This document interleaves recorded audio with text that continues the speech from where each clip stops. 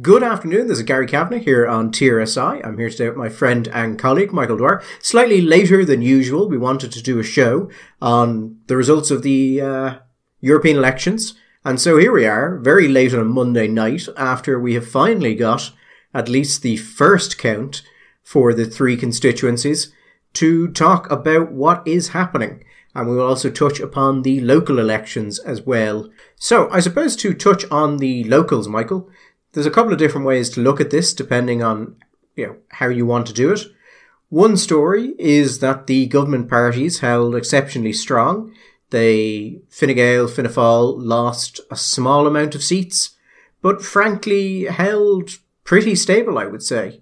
Yes, I would say it was about where we thought Fine Gael would be. Roughly, we thought that Fine Gael would come back and do. They've done a little bit better than I thought they would, but I hadn't expected. I have been more surprised with the Fianna Fáil vote. I think Fianna Fáil have done well. Again, it's a little bit of a patchwork quilt. There have been places where they've had surprise losses, but generally speaking, I think they've done probably better than maybe they thought themselves, but certainly a little bit better than I thought they would do. But it's local elections inevitably. It's a curate's egg. It's gonna be good and bad in parts. The big news, Gary, let's face it, is Sinn Féin. Well, Sinn Féin and the Independents, I suppose, but we expected the Independents.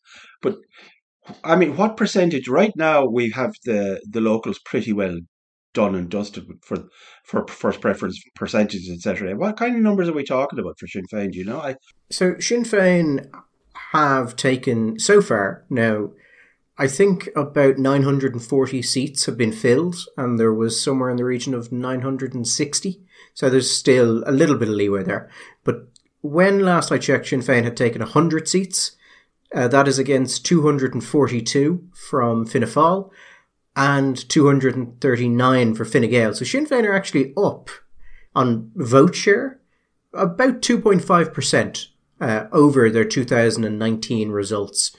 Fine Gael and Fianna Fáil, amusingly enough, Fianna Fáil has taken more seats, but Fine Gael took a very slightly larger share of the vote. Yeah. So they'll both have the wonderful ability to say they got the best results out of this. Mm-hmm. And bicker with each other endlessly. One small thing that has amused me is looking, say, at the results in different LEAs around the country, and including my own LEA here and the votes around Wexford, people ringing me up and saying, "Did you see this? God, the vote management was fantastic, wasn't it?" And listen, I don't want to discount the possibility that there was fantastic, but I'm so skeptical about the notion that there's this kind of high precision engineered vote management going on. You sit down, you look at the votes, you look where the votes are, you look at the population centres, and you draw a line. You say that'll be your area, that'll be your area, and after that, also most of the time it seems to me it was open territory. People were canvassing and postering pretty well anywhere around where they wanted, but sometimes it just falls right for you. I think was it in 2011? Obviously, it was a terrible day for Fianna Fáil, but every single seat that could fall wrong fell wrong. I think this time, a lot of the time, when they could fall right, either for Fianna Fáil or Fine Gael, it just fell right. So they've done nicely. But for Sinn Féin, I mean, they've taken a few extras. But if you think what are we talking about? Like 12, 13% of the vote? Sinn Féin, just shy of 12%. Yeah, I mean, considering this is a party that was up in the mid-30s, not that long ago in national polling, that's a shellacking. Really, it is It is, and I mean the last local elections, Sinn Féin ran too few candidates to capitalise. This time they made sure they weren't going to repeat that mistake, and in the fashion which usually happens, they didn't repeat the last mistake. They instead created a new one. And created scenes of Sinn Féin local candidates just tripping over each other while getting crushed, basically because there just ran too many people. Now, I think, again, when they ran too little people, I think that was explainable off the bad result that they had gotten previously. And I think this time, when they ran too many people, it was explainable off the very solid poll results that they had gotten previously. Mm-hmm. But you can say, they made the right strategic move, but ultimately, in the end, what is important is winning. And you can only fuck up winning so many times before people start to question your ability. Yeah, also, whatever else might be true, we can look into crystal balls here. I don't know if anybody has done any exit polling privately that so that we will actually have some real data about why people voted where they whatever. And local elections are always a different kind of an animal. They're different to the generals, they're different to the Europeans, they have their own internal dynamics, etc. But there was that sense that Sinn Féin had built up that head of steam, which was giving that there was something almost inevitable that Sinn Féin were going to form a government. They were going to be the biggest party, and they were going to be in a serious position to form the next government. You know that thing that a lot of the guys these days like to talk strong horse theory, we mentioned the last time, I think, which is basically just another way of saying that people like to back a winner. But it's a bit like that. It's also that sense of momentum. It's a sense of, well, that's the way things are going. That's gone. And if you think, even on the basis of the polls that were happening just before the campaign started, even though the polls were, in the context of what they had been a few months ago, very bad, they were still over 20%. So this, even on the basis of the most recent polling, this is a massive underperformance. It is, and a very solid overperformance by Fianna Fáil, both of which I think combined to just savage Sinn Féin. Now, as to the other kind of winners or losers, there were a couple of people on the kind of nationalist right who were elected. You had Gavin Pepper, the National Party got a councillor, the Irish Freedom Party got a councillor, Aintu, I think, took 8 seats, and then Independent Ireland on 21 seats. Now, there has been a general celebration of those results. Frankly, I think all of them, apart from Independent Ireland, are absolutely terrible. Winning a single council seat is not, if you're a political party and you've been about for years, is not a commendable result. No. It's fundamentally unserious. I think Aintu with 8 in isolation looks good, but when you compare it to Independent Ireland, a party which has existed for less than a year is incredibly disorganised and still managed to return 21 councillors. Now, people involved with Aintu might say, well, a lot of those, the people they ran had political experience or had previously been councillors, to which the response would go, yes, but nothing stopped you from doing exactly the same thing. Unless you were unable to convince people to do that for you, which is its own thing. Yeah, I would say, though, I've seen quite a bit of chatter from some of our friends on the left saying, ha ha ha ha, look at the results that the fascists and the hard far right are getting. They're getting a couple of, we're talking here about parties on a spectrum that are vastly different. And I think that if the message that some people were to take out of this, that actually the whole thing about the concern about immigration and the change in the shape of politics generally, what Steve Davis talks about, this realignment of politics, that this isn't happening, this hasn't happened, that's not a real thing, then I think they would be mistaken. I think that for example, we don't know. We don't know.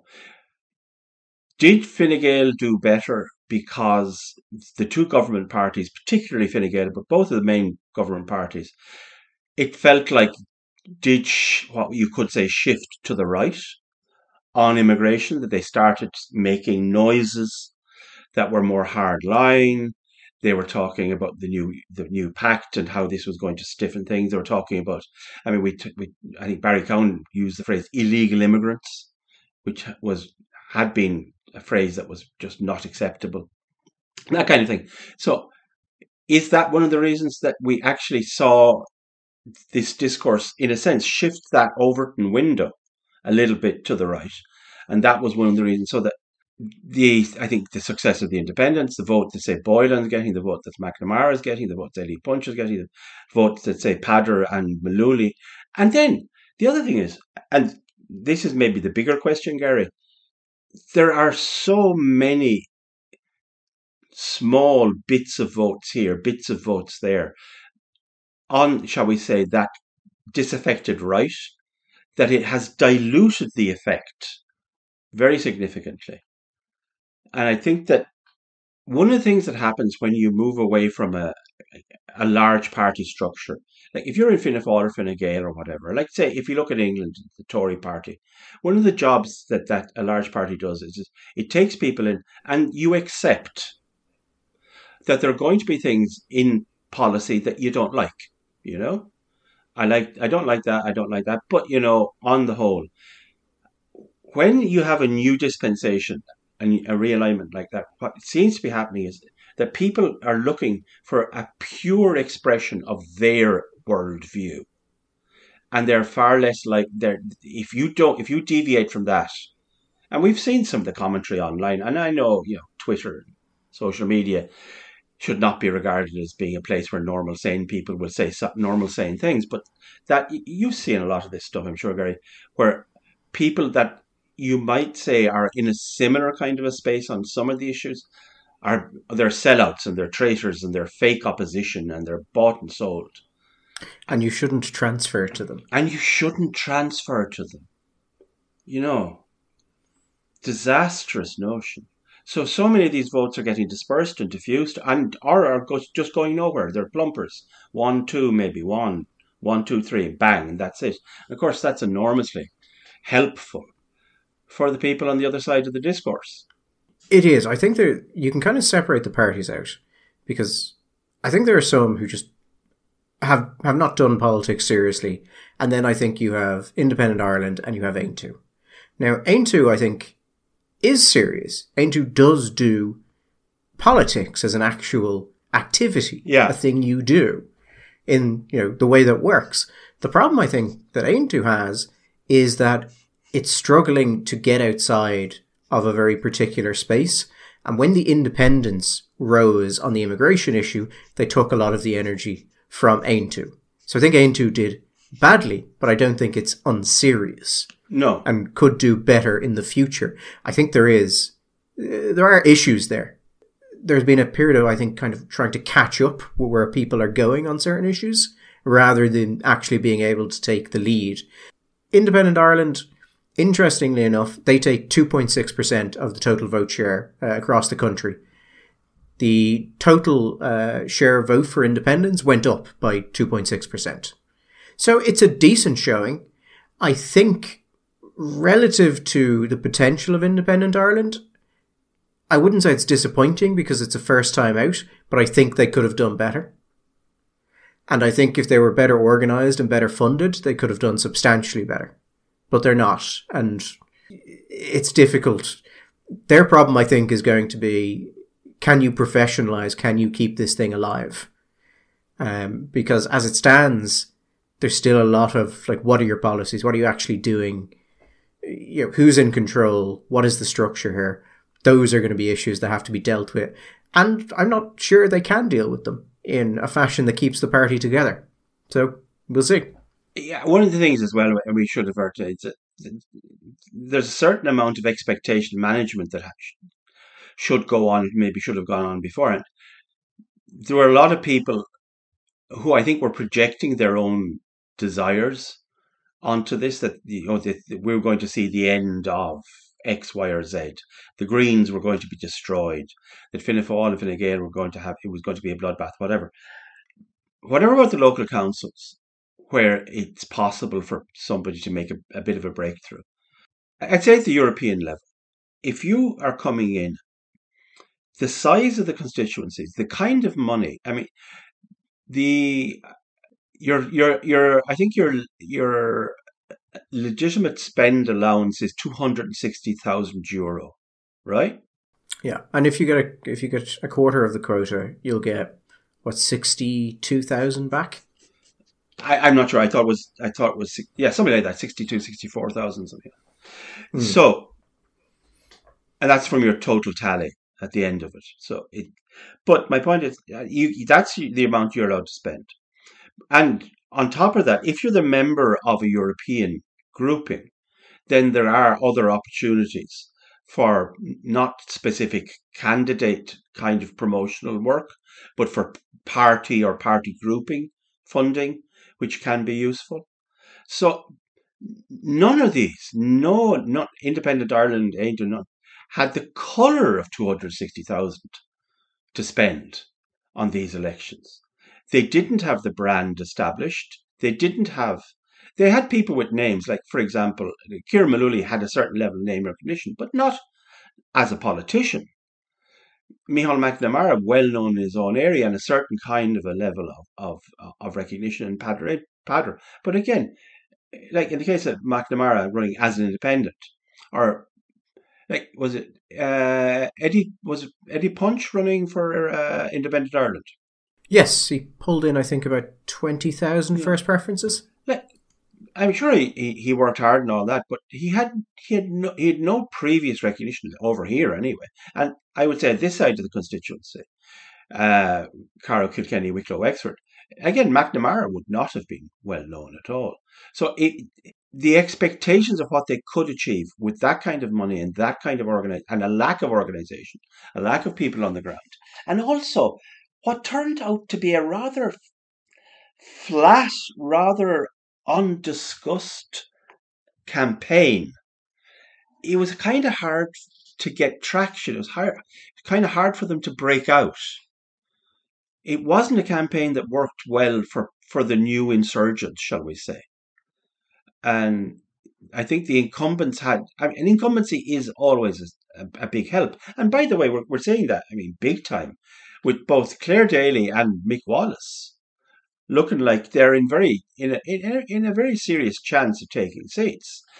And neither of them that I could see really ran any kind of campaign at all. I'll just bring this up in case people think I am being unfair to Aintu.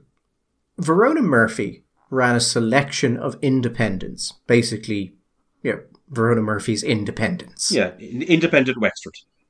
So, if you compare the performance of that, a single TD in a single constituency versus a national organisation with multiple years behind it, Verona Murphy, the last time I checked, had, I believe, 6 councillors elected, and a 7th was a possibility. I'm not sure. The last time I saw it was 5, but it could be 6. Yeah, and by the way, I know in my own LEA came literally within, I think, 15 or 20 votes of taking another seat, and so it was more than a decent result for Verona. Yeah, but when you compare that to a national political party, the result suddenly doesn't look as good. And I think there is a need, amongst all of the smaller parties, just not aimed to put aside the we are doing well and actually focus deeply on where do we go from here and how do we do it, and is what we are doing working? And a lot of the time in these situations, there's going to be a certain drive to say we're doing all we can. But there's a very big difference between, moving, as in spinning a wheel, and actually achieving something. It's very easy to feel like you are doing something when you're not. And politics has techniques. It has skills. These can all be developed. These are things that are going to have to be seriously looked at, because even a party with a single TD should not be able to be compared with a single person running in a single constituency, a small group of hand-picked individuals. Yeah, they should simply be ahead of that. There should be no comparison. But these are all skills that can be done, but the recognition needs to be there that these things should be done, and that there should be a discussion about messaging and skills and how things are done and how we are financed and what works, what doesn't. The smaller parties, the kind of more nationalist independents, also need to have a fairly serious talk. And you see it more in the Euros than in the independents about what the vote actually is there and how they can go about getting it. Because, I mean, you saw it in Dublin particularly, Michael. Yeah. Just a dozen people running against each other. When it was clear that not only were they not going to get elected, they weren't going to get within an ass's roar of getting elected. But they might stop Niall Boylan, who's the more kind of populist right candidate, from getting a seat. So, by running, and running badly, they may have elected Aidan O'Riordan. Yeah, absolutely. I mean, that goes back to what I was saying, this idea that everybody, in these moments, people become incredibly, you could say, individualistic or maybe a little bit self-regarding, and they tend to say, no, I'm going to do my little thing, and I don't care because you don't match perfectly, or you don't match sufficiently closely what it is that I want to do, rather than accepting that they're going to have to be compromises. There's this terrible thirst for purity, a kind of ideological or philosophical or purity, and it's not going to work. But the other thing as well is that if this is one election, Gary, Independent Ireland is a very new entity. AIM2 is, relatively speaking, a new entity. Another question, an important one, is to what extent do they think that they are committed to this, even in the medium term? Because if we look, for example, at Sinn Féin is effectively the only political party, I think, that managed to grow and survive outside of the Labour Fianna Fáil and Fine Gael. We've had lots of parties that have come and gone. Clon na Poblachta, Clon na Talún, National Labour, the Farmers' Party. We've had lots of them. The PGs even. They flare up, they do, and then they go away. You have to start doing the basic nitty-gritty. You have to do the community work. You have to do the local council stuff. You have to do all that tedious, boring local stuff. And you have to be in it for the long term. And you have to commit to that. You have to say, this is not something that's going to happen overnight. And part of that is you have to have actual strategic goals. You have to have final causes. You have to have a telos. You have to have a place towards which you're working, rather than thinking the next election is what we're working towards. There has to be a sense of we're actually going towards a point, and that we are committed to do that, and we're going to actually do the basic spade work to do that. Now, there is another question you mentioned. It is funding. I would say that maybe Sinn Féin have been had better funding opportunities than other parties, because we have an incredibly restrictive funding mechanisms here that have been introduced, and it seems to me, if they were talking in a business sense, they are barriers to entry. The largest single donation you can receive as a European candidate or prospective European candidate is €1,000 per year from an individual. The largest you can receive as an anonymous donation is €100. So if you aren't an established party and you're not part of a European grouping, your capacity to raise money is really restricted. It's one of those things I'm actually surprised none of the alternative parties have attempted to actually make an election issue. The fact that the main parties are funded massively by the state. Yeah. And, there's a degree to which that's, kneecapping yourself if you get in. But if you have a situation where you are campaigning against, a cozy NGO government cartel, it's not a bad addition to your selling points. Yeah. That we have to raise money in this way. But I think when you were talking about the things you need to kind of build from these moments, I think there's one that is also deeply important and in quite short supply. And that is just an incredibly analytic, cold and ruthless ability to look at your own performance and the performance of people you like. Yeah. And determine whether or not it is good enough. And if it's not good enough, what needs to change? Because it's very easy to say, well, of course we got that result because there was electoral interference, or we got that result because we don't have their funding, or because there's a lack of balance. And the problem there is most of those are just excuses. And to the extent that they're reasons, they're always going to be there. So you either need to be able to fight against them, or they will beat you down forever. So there's no point complaining about them because you're not going to get anywhere about them. And also the public don't give a shit. The public does not care. And the public are the people you need to convince, ultimately. Yeah. So I suppose that's in relation to the locals. Where we still have ongoing work is the Europeans. And there I think we have some quite interesting stuff. Dublin, I think, is the most interesting now. But we're 13 counts in on Dublin, whereas the Midwest and Ireland South have only put forward, I think, their first counts. I think it would probably make sense to start with South and Midlands and then go to Dublin, as there's just less to talk about. In the South, you have Kelleher, as we suggested would be the case. He is the only candidate who actually hit the quota. Sorry, Kelly is the only candidate who actually hit the quota in the first round. So it was a good prediction on our part.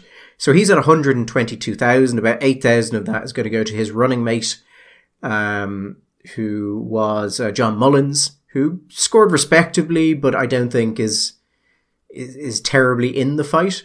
Below him, you have Billy Kelleher on 91,000. And then basically you drop down a step and you just get into the dogfighting pit. You have Michael McNamara on 56,000. You have Cynthia Namircha on 55, which is interesting because no one, and I include Cynthia Namircha in that, seemed to think she was going to do very well. Well, now you say that. I certainly didn't think. 8% is well above what was predicted. I was told by a Fianna Fáiler a couple of days ago that Cynthia privately thought she was very much in the game. And I will have to admit, Gary, I laughed and poo-pooed the notion. I said, no, Cynthia now, she can go back. She can go back and reconsider her media career because that's not going to happen. But there she is. She's on 55,000 and she is in the game. And you said 8,000. Kelly has a surplus of 8,000. Now, whether 8,000, how much of that goes to Mullins is another question. Probably not 8,000. Some of that will go locally. Some of that will go around the gaff. But yeah, we assume. The interesting thing that we've been hearing, again, we'll see, is that there's quite strong transfers between Fianna Fáil and Fine Gael. And that may have effects. Yeah, now, in all of the other areas, that seems to be a case to a certain degree, but it's not really in play because no one else has hit the quota. So you have people who are clearly winning and they're getting transfers, but the transfers are no use to anyone. So they're just going stagnant, which is actually working out quite nicely for certain people in Dublin. But we have Mick Wallace on 52,000. He's definitely in play.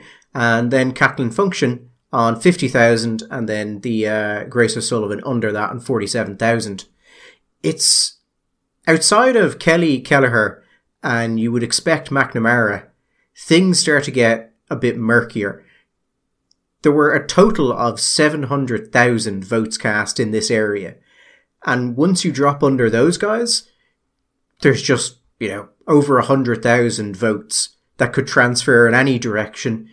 And people are all within about 4,000 votes of each other in the middle of the pack. So it'll be very interesting to see there. Mick Wallace could easily pull ahead. Grace O'Sullivan, even though she is, she's come out and said she's unsure about her seat, and I think people had written her off. It's very easy to see a transfer pattern where she actually pulls back into the race and takes its seat. Yeah, I mentioned the Fine Gael Fianna Fáil transfer because if we look at Mullins on 33,000, and as you said, it's not going to be an issue in other places because nobody's reaching the quota. But the thing is, with Kelly out of the race, whereas you would have been assuming that most or a lot of that Mullins vote would have been going to Kelly. Kelly gone, now that those 33,000 and whatever he gets out of the Kelly surplus is now going to become available. And if it is true that there is a strong inter-party transfer between Fianna Fáil and Fine Gael, it'll be interesting to see because, of course, Mullins was running in the same side of the constituency as Cynthia Nimuraku. So possibly Cynthia Nimuraku is going to benefit from that. And there's a good chunk of votes there, like 33,000 plus whatever. So that could change things.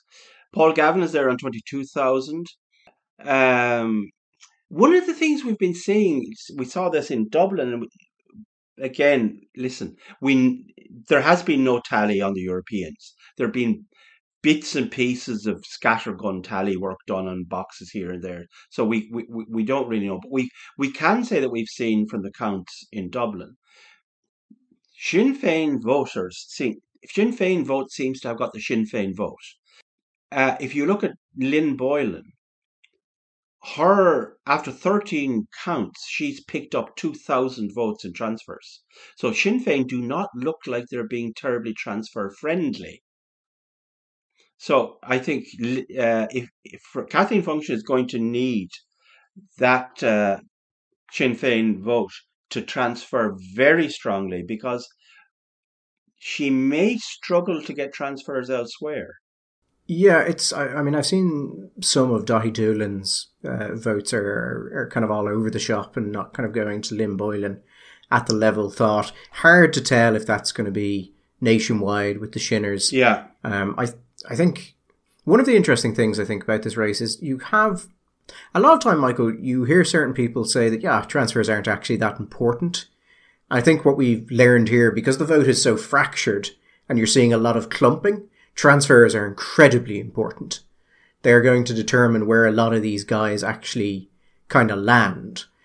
And when you look at the transfer patterns here, it's nearly impossible to predict. Dublin was actually fairly easily. That's kind of gone exactly as I predicted it would when I worked it out from the first preferences. But when you look at Midwest and South, it's very difficult to figure out where the independent votes go, where the Aontú votes go, where the IFP votes go, the Social Democrats, for instance. I mean, Eddie Punch with Independent Ireland took 20,000 votes. Derek Blige for Alan First took 25,000. You have Lee Heath, the head of the Irish Freedom Party. He took 12,000. There is a massive amount of transfers that are going to be going around the place. And I think O'Sullivan is well positioned. The Greens are usually quite transfer friendly, although we'll see if that carries into this election for her. And Kathleen Function will probably get pushed up as well. Mick Wallace, I can see getting votes from the independents. And then it becomes a question of, well, Cynthia Namersha, where are her votes coming from? Where does she get transfers from? Is it, as you said, John Mullins, which would be a massive chunk of votes? Or does she have a transfer problem, as we've seen in Dublin with Lynn Boylan, who is just not getting transfers? Yeah. And think that for Nimuraku, one of the big things as well is that if there is going to be a strong Fine Gael transfer, a government transfer to her, she's got to hope as well that those votes go to her, not to Billy Kelleher. Because, maybe by the time we get to there, Billy will have hit the quota. He's not that far off the quota. I mean, he's 23,000 votes off the quota. I think it's unlikely that he's going to be out. So it's going to be all over the place. But there, shall we say, from that nationalist, conservative, right vote, there are a lot of votes there. Shall we say, anti-government votes. But then there's the Social Democrats are in there. People before profit. Well, 6,000. But I mean, I think you can probably say Sean Kelly, Billy Kelleher, Michael McNamara should be safe. Michael McNamara would have to be, excuse me, he would have to be very unlucky. I would imagine he's going to be transfer friendly, and there are a lot of people under there that I would have thought would have been positioned to transfer to him sufficiently to keep him in the race. Yeah, it's possible he goes out, but he should stay in. When you get to the next ones, Cynthia, Wallace, Function, and Grace, depending on transfer patterns, I think any combination of those could take a seat and or lose the seat. Yeah. I think it would be very easy, even for people who look good on paper at this point, solidly towards the upper end of the pack, to just not be able to get the transfers and just slowly get whittled away, just round after round, which must be horrible for the candidates, because it's just this inevitable loss. Oh, I mean, it's a dreadful thing when you get just stuck, like famously back in whenever it was, 2002, Paul Bradford got 9,000 something votes on the first count and just got stuck. He had nobody anywhere near him geographically. He just got everybody just assumed he's home, he's safe, he has to be. He's a whisker away from a quota, and he could he it went all the way down. You can get there, and in the same election, if you remember, in Bertie Ahern's constituency, what was your man that ran with? There was a couple of brothers in it. Uh, he had 800, something like 800 votes in the on the first count, and eventually Bertie Surplus brought him in on for the last seat. It was a bizarre example of, as you say, the importance of the transfer. Yeah, I mean, I think if we go to Midlands Northwest, Michael, that I think has worked out kind of as we thought it would. You Flanagan in front with 78,000, Barry Cowan with just shy of 74,000. Nina Carberry overperforming Maria Walsh, Yeah. 74,000. I think we were the only people who thought that was likely, or indeed possible. I was told I was absolutely ridiculous when I suggested the Fine Gael could take 2 seats there. But yet we then have Maria Walsh with 71,000. And then below that, Kieran Mullooly with 57,000. And then it drops to 45 and you have Michelle Gildernew with Sinn Féin. And actually, Neil Blaney and Lisa Chambers doing better than I thought they would do. Lisa Chambers got 44,000 votes. Neil Blaney with 30. Peadar Tóibín in between them with 40,000. And then Chris McManus, Sinn Féin's only MEP, coming in at 29,000. Now, and then you have Peter Casey with 21 and Saoirse McHugh, 18,000. It's actually, I think there's about 700,000 votes cast in this area. There, I think it's pretty simple to start with. You'd expect Ming to get in. You expect Barry to get in. Nina and Maria, assuming that they can pick up transfers as they go. Kieran Mullooly, I think the assumption is that he will get in on the basis that he will be very transfer friendly. I'd actually be quite interested to see how that works out for him. I think you could have a problem if Sinn Féin transfer strongly to each other, or if you see Blaney and Chambers transfer strongly and pick up transfers along the way. Peadar Tóibín is 17,000 votes behind him. Theoretically, he could make up that distance, but it's going to be a hard climb for him. And also, I think a lot of the people who transfer to Aontú will also transfer to Independent Ireland. So the order there could be immensely important. And given that Mullooly has, is 17,000 above on first preference, you assume he's going to be a stronger draw on the transfers as well. Yes, I would have thought so.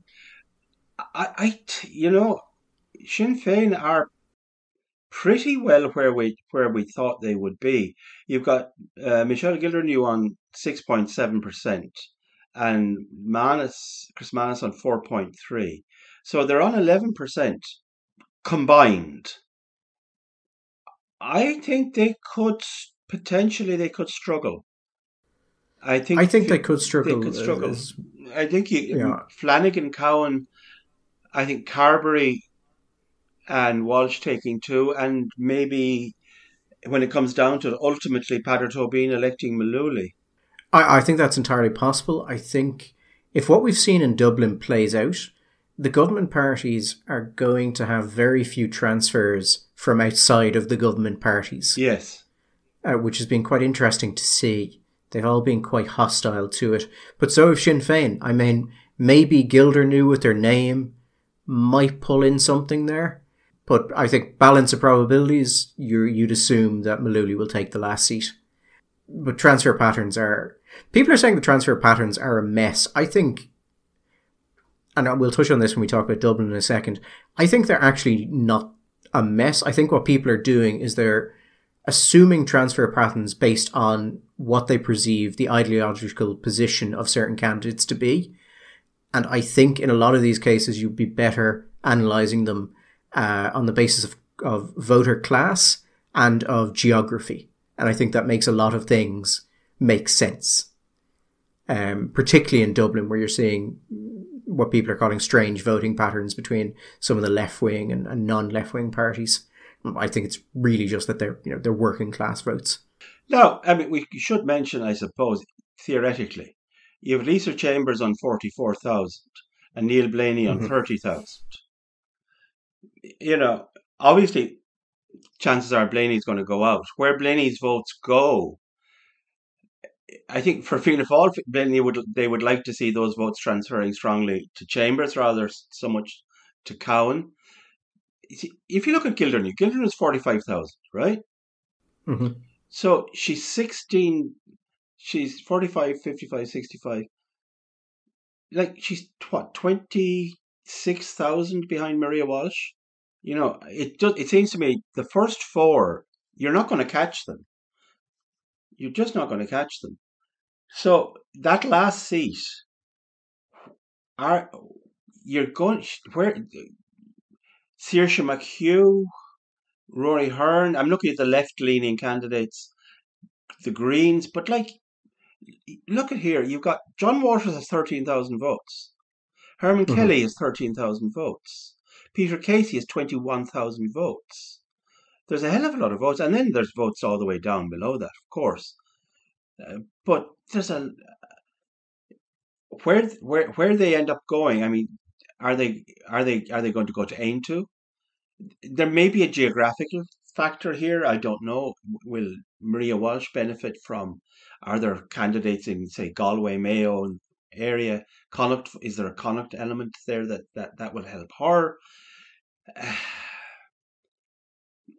I'm not saying that Sinn Féin can't take a seat here. That would be a very silly thing to say. But I said to you before, I thought that this was potentially their weakest constituency, and I think they could be in real trouble to take a seat here. I think you're right on that. I think it'll be interesting to see with Malooly. We're hearing he's quite transfer friendly. So it'll be interesting to see how that goes and the extent to which some of the independent candidates go to him. So Malooly is with Independent Ireland, but he's also positioned himself as being kind of away from that. He's taken a very different stance on some of the migrant stuff, things of that nature. Although I did notice a bit of a hardening of that stance as we came immediately before the election, which is usually a sign that perhaps a candidate is cognizant they're not doing as well as they predicted they would, or that they think they need transfers. So if he gets a solid independent transfer, yeah, he has more road than the others. But you do have, Labour, the Greens, the Social Democrats. It's possible to see him not take it, but I think the balance of probability would say you'd expect him to take the last seat. But globally, you'd have to say, particularly in this constituency, it's a very good result for Fianna Fáil and Fine Gael. When this campaign started, I said axiomatically Fine Gael will lose a seat here. That's just gone. Now, when it came to the end of it, we were doing our predictions. I actually called Fine Gael to take 2 seats here. So things obviously change. If you remember, Fianna Fáil last time out did disastrously in this constituency. Didn't come close to a seat. And I would say Barry Cowan will take a seat. And it's not beyond the bounds of possibility that Lisa Chambers could be in the fight for the last seat there. I'm sceptical about that, but it's a good result. Whatever way you cut it, it's a good result for Fianna Fáil and for Fine Gael. And I think a lot of the talk that Fianna Fáil had made a really bad decision regarding the running 3 candidates and the location. You know what? There was tension and there was sniping during the campaign within the party, but that's not always a bad thing. Kind of generating a kind of an internal friction sometimes can work out for your favour. I suppose the question there is, you ran 3, it looks like it was a mistake, maybe it wasn't, but if they'd only run 2, would they have gotten broadly the same vote, just divided amongst 2? Or did running 3 actually bring something additional to the table, and which is transferable to one of your other candidates? Chambers does have the problem that if Blaney goes out, Cowan is, 30,000 under, nearly 40,000 under the quota. So he'll just soak up votes that aren't really going to make any difference to him, but could be the difference between Lisa taking a seat and not. Yes. Now, again, and with Fianna Fáil, they will hope that those votes are more likely will transfer strongly or more strongly to Chambers. She's geographically closer to uh, to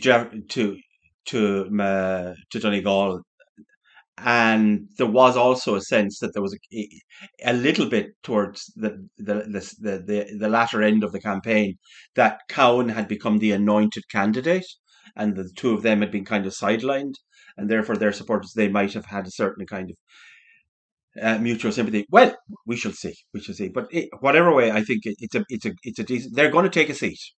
Fianna Fáil will take a seat, so that's a seat up for them. Fine Gael, I think, very likely to take two, which did not look likely. And Sinn Féin struggling. They're not nailed on in the south. They're far from nailed on here. And bizarrely, I suppose we're going to Dublin.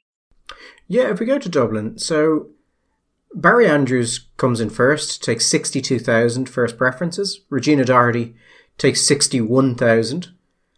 I think I've reorganized this based on where they are now. Sorry. Then you have Lynn Boylan with 35,000, Kieran Cuff with 32,000, Aidan O'Riordan with 30,733, and then Niall Boylan with 30,637. Now, these came out, they were the first preference. They came out last night. When we're recording this, they've just finished their 13th count. So I did some work on this when I got the first preference last night, and it's all gone pretty much as I predicted it. So when I ran the numbers last night, my general feeling was that balance of probability Niall Boylan would take a seat, and I was roundly told that this was a ridiculous, over-optimistic thing that could never happen, and basically he was going to be crushed. And my point was basically, if you look at where Boylan is, by the time it gets into the mix with the parties, with Aontú, the Social Democrats, Sinn Féin, Boylan has somewhere in the region of 28,000 votes spread amongst nationalist populist candidates that could transfer to him. So I said that Boylan needs somewhere in the region of 40,000 votes by the time it gets to Sinn Féin, Aontú, and the Social Democrats. And if he's up there, there's a clear path for him to win. Because he just needs to be in third place, which is where he is now. He's currently sitting on 39,615, just as Sinn Féin's votes are going to be, Daithí Doolan's votes are going to be counted in the next round. He's nearly dead on where he needs to be in with a chance to win. It really depends, I think, on how many votes he gets from Aontú. He needs probably to get about 30% of their votes. He probably needs to take something from Sinn Féin, maybe in the range of 10% from Daithí Doolan. And then it's a question of how do Brid Smith's and Claire Daly's votes break up? And the analysis that other people have said is that it's a left-wing vote. In some cases, it's a hard left vote. It will never go to Boylan. And my assumption is that no, it's a working-class vote. It's an anti-establishment vote, in which case it's a lot more pleasant for Boylan. And if he can basically stay ahead through the next rounds, which are Sinn Féin, Aontú, Social Democrats, and then into Brid Smith and Claire Daly, I think he'll take a seat. I think he'll take either the third or the fourth seat, if that happens. Now, if that doesn't happen, if Brid Smith and Claire Daly's votes go hard to the left, then he will miss out and he'll just fail. I think it's entirely possible that Claire Daly will climb over Aidan O'Riordan. He will go out. His votes will push Cuff into the third seat, and then you'll basically have Niall Boylan, Lynn Boylan vying for the fourth seat, being decided by how Claire Daly's votes transfer. That, I think, is probably the most likely outcome, assuming he can get that vote from Aontú. Now, balance of probability, I'd say he gets it, but we've no real idea of how Aontú's votes are going to transfer in something like this to a candidate like Niall Boylan. But Aontú, I think, have about 3,000 votes in transfers. that have come from under independence, and you'd assume they're going to keep moving to independence. Yeah, I was very skeptical about that possibility. I've never been called optimistic so many times as today. I just kept going, no, I'm not. This is just what I think is likely. Like, there's no real optimism to it. My feeling was that if he didn't get above 9% on first preferences, then he was going to be in Stum. Uh, and that would have been my opinion through the count. What has slightly changed my view is the distribution of the Malachy Steenson vote. Malachy Steenson had 11,483 votes to distribute. Now, Yeah, and the other thing we should just point out here is when you get to this point, there are going to be substantial amounts of votes which are simply not distributable. So if you say, "Oh well, she has 20,000 votes to give," she won't have 20,000 votes to give. Those numbers start to shrink. They become diffuse, and a lot of them won't transfer, won't go anywhere. But anyway, that said, of that vote, Niall got 4,494, 4,500 transfer. That surprised me, and that pushed him up the chart. Like the nearest after him was Aintu got 849 and Clare Daly got 737. So that was a very substantial transfer. Now, if that kind of pattern is continuing, again, listen, we're looking in crystal balls and we're going on bits of anecdotal stuff that we've heard. I think you heard as well that there were people who at the count who said that they had seen a certain amount, that Dahi Doolan was not necessarily transferring that well to Lynn Boylan. That it's possible that actually some of that might go to Niall, might be available. I don't know. He's south side, Niall is north side, but listen, it's also possible that people get confused between the two Boylans. These things do happen. But that Aintu vote is standing there now on what? 13,900, I think. 14,000 votes, we'll say, after Dahi's. Certainly 14,000 votes. If he can get, like you're saying, if he can get a third of those votes, a little bit over a third, if he can get the guts of heading for 5,000, that will put him in. That will definitely put him in. And then, yes, it all goes down to Breach Smith. I think I would not be in the least bit surprised if we saw Breach Smith push Clare Daly up the tree. I think we will. I think we'll likely see Breach Smith push Clare Daly over either Aidan O'Riordan or Kieran Cuff, depending on how the nearly 18,000 now, Social Democrat votes transfer. Yeah. If they break heavily to one or the other, then that person will, be pushed into possibly third place. It is, I think the thing here is, yes, there's a lot of assumptions as to what can happen and different options that can happen. But at this point, we're on the 13th count. There is some idea how a lot of this movement is going. And there are two interesting points as well. Barry Andrews and Regina Doherty are still about 25,000 votes between them away from the quotas. So anything that goes to Andrews or Doherty is basically just off the table. Yes. Does not matter at all. Gone. Yeah.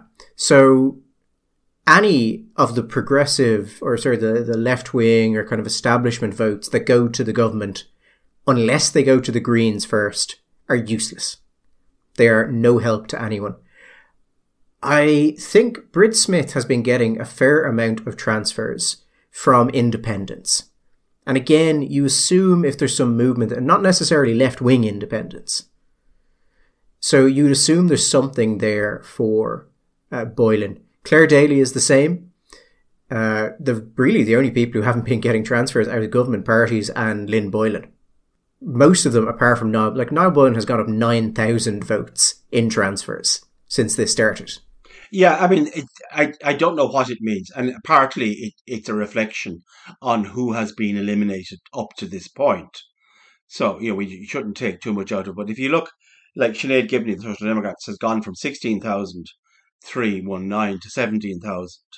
So it's not 70,000, it hasn't been massively transferred. So that vote there is a Social Democrat vote, which might go Dearden or Reardon. He would be, I would say, more on the Social Democrat wing of the Labour Party, if you like. I could see the Greens doing well there also. It's not that I'm not that I'm desperate to see the Greens take a seat here, but I did tip Kieran Cuff, which again was against the tide, but I thought Cuff would take a seat. I could see the Social Democrats breaking more heavily for the Greens than for Labour. Their voter base is much younger, tends to be much more progressive. They're people who take environmentalism much more seriously as a voting topic. So you'd assume that the break would be there. But if Boylan does as we think he might, and then Daithí Doolan transfers, maybe 30 or 40% of his total vote to Lynn Boylan, both of them should be out of reach of the Greens and Labour, even if they get that vote. At which point, then you're in Brid Smith, you're in Claire Daly.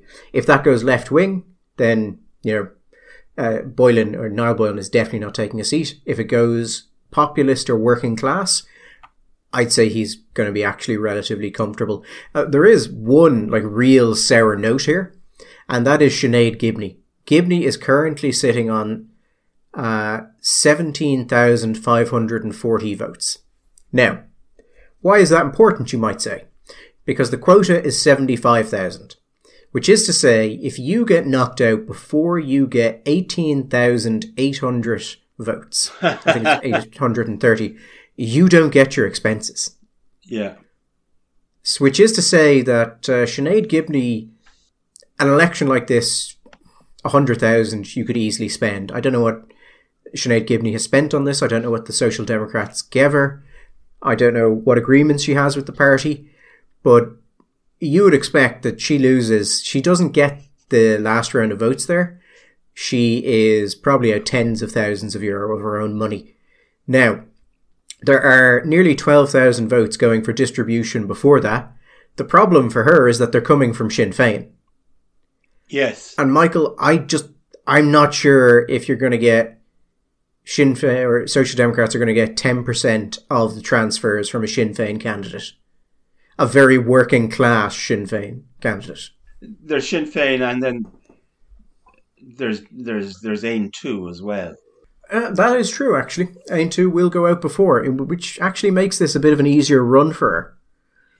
But if she gets it, she'll probably just squeak over it. She will breathe a sigh of relief. Oh yeah, the thing you've got to understand, when candidates run and they're not sure if they'll win, the mantra you have is, at least I'm getting my expenses. You don't want to be on the other side of that. A lot of these guys spend on the assumption that they are getting their expenses back. You don't get that. You could have some real financial problems. I think it's actually going pretty closely to where we thought it would be. Wallace is doing, I think, a bit better. Sinn Féin are doing a bit worse. Tobin did a little bit worse than we thought he would. But I think when we were running through what we thought would happen, there was very clear the last seat on pretty much all of these is going to be an absolute pit fight. Yes. And of all of them, they're all tricky enough for the last seat, but Dublin, I don't know. It's going to be pretty hard. I'm happy enough to say that Barry Andrews and Regina Doherty will get a seat, and after that, somebody else. It was one of the strange things I got this morning when I was saying to people that I thought balance of probability, Niall Boylan will take a seat. Balance of probability, by the way, technically just means more than 50% chance. Yes. And they were saying that would be impossible because there was no route for him to hit a quota. And it was strange because this person knows quite a lot about elections, and I had to go, but you don't need to hit the quota. No. You don't need to hit the quota to be elected. And they're like, what? I was like, yeah, and I wouldn't be surprised if in Dublin every seat is filled without anyone hitting the quota. I would, yeah, absolutely. I mean, what is the quota in Dublin? the quota in Dublin is 75,000, and the Barry Andrews, who's again number one at the minute, has 63,866 votes after 13 counts. Yeah. And there's no one beneath that they're going to have time to kind of knock out and recount that's likely to, give 30,000 votes between Fianna Fáil and Fine Gael. So yeah, I wouldn't be surprised if anyone hits the quota. It's actually quite easy to do, because the quota, just so people know this mathematically, is the quota is set based on the total amount of valid votes cast. But every round you have, votes are dropping out because people just don't go down the ballot any further. So by the time you get to the 13th or 14th count, like, you've probably lost thousands upon thousands of ballots. And if the vote is fragmented, well, then people just keep fighting it out and everyone is inching against each other. And that just keeps happening until there's no one left. And neither of them have a running mate left to transfer to them. And there is the only other government person in there is Kieran Cuff. And even if Kieran Cuff was to be eliminated, I don't think that there would be enough to get either of them over the line. I don't see Kieran Cuff transferring 30%, 50% to either of those two candidates. I think that the general line now is that people thought it was going to be Cuff and O'Riordan, and now people are saying, okay, there's not a seat for each of them. It'll be one of them, and then probably Lynn Boylan. The problem there, I think, is that Lynn Boylan is currently on 37,000 seats. She started 13 counts ago on 35. So basically no movement. Like 2,000 over 13 counts when you're a major political party is not great. Even if she took 100% of Daithí Doolan's votes, that'd only bring her to 48,000. Now that is quite comfortable. I think anything above 44,000 is pretty comfortable. But then when you get to Brid Smith with 21,000 votes that could be redistributed, and Claire Daly with 26,000, you're not going to be comfortable. You could easily still be overtaken. So I think if Boylan can stay ahead, I think he's in with a very good shot. And we'll just see how Brid Smith and Claire Daly go, and if Ain to transfer to him. And I think that'll basically be it. I mean, the story of the transfers is actually, in its own little way, kind of fascinating. Like, Barry Andrews on the first count gets 62,147 votes. Standing now, going to the 15th count, he's on 63,700. He's gone up 1,066. I mean, after that many, you think it's incredible. And Regina Doherty, slightly worse actually.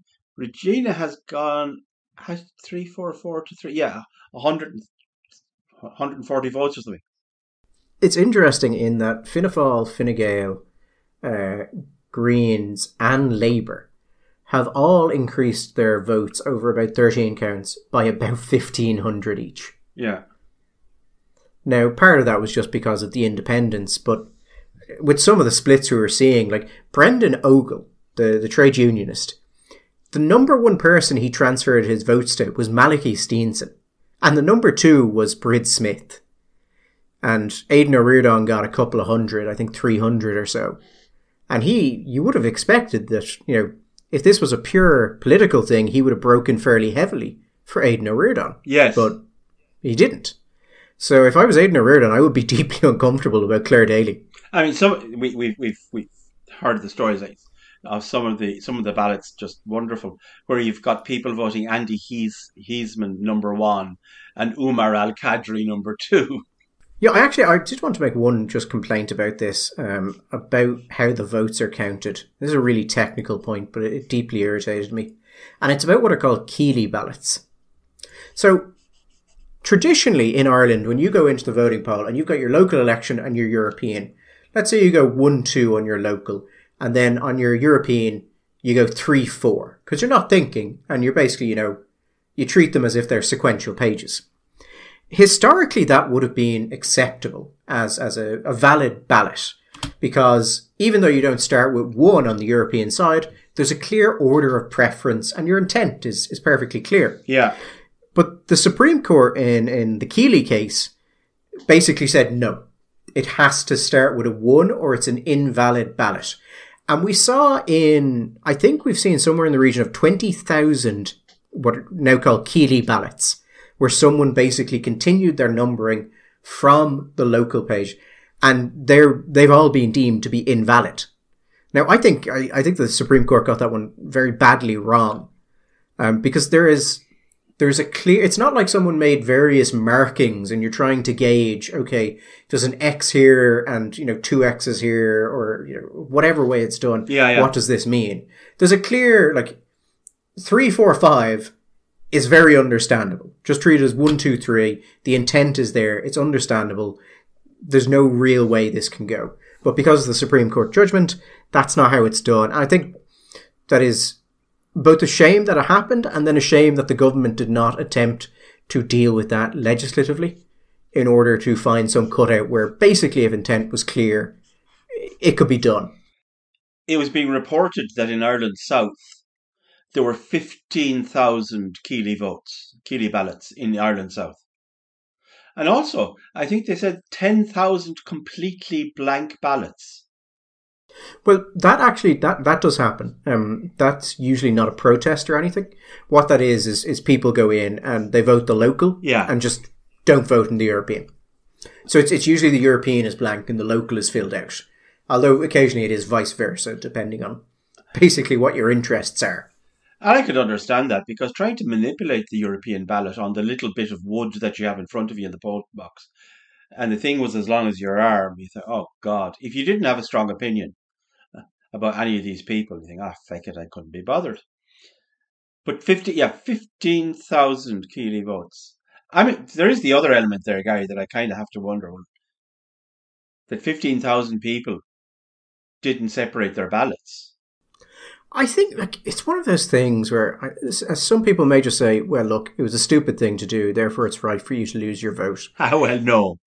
You can't take people's vote away because they do stupid things on their ballot. If that was the case, we would never have a government. Well, I have heard that argument explicitly on this point before. That, if you don't know how to vote, well, that's on you. But I think in this case, it's very easily done. You've got the 2 ballots in front of you, you figure out who you're going to vote for, and then you basically just do it as one. And you don't think, you drop them in, and then you leave, and you probably don't even cop that actually you've just invalidated one of your ballots. 15,000 votes will make, or could have made a difference anyway to somebody down in Ireland South. Yeah, it was also interesting when we started watching Dublin, because some of the more populist candidates had started on this thing about not transferring beyond people they thought were acceptable. Yes. Which was usually other, sometimes quite extreme candidates. And when I was talking to people about Boylan this morning, I was pointing out that if that was effective and they didn't transfer to Boylan, that Boylan would lose, and the most likely outcome was then that Aidan O'Riordan would be elected in his place. Yes. Which is just, a wonderful reminder of the importance of actually filling out a ballot to the extent you have preference, because otherwise you get Aidan O'Riordan. Yeah, what I always advise people to do is start at the top, and you'll have an idea the first few of your preferences, and then decide who the one person is that you don't want. More than if there is one person that you really, really don't want, well, there you go. Then you continue your preferences all the way down to that person, because otherwise, yeah, as you say, you may end up getting Aidan O'Riordan elected, and do you want that on your conscience? Oh my God! It looks like Midlands West just put out a second count. No, it's 10-1 in the morning. Why would you do that? It can't have been very. I mean, who was being elected? Who's being eliminated? There wasn't much. Can't have been much movement anyway. And actually, oh God, yeah, Jerry Waters has been eliminated and his votes will be distributed, and they're continuing to the third count. So then that it's 1 a.m. Well, yeah.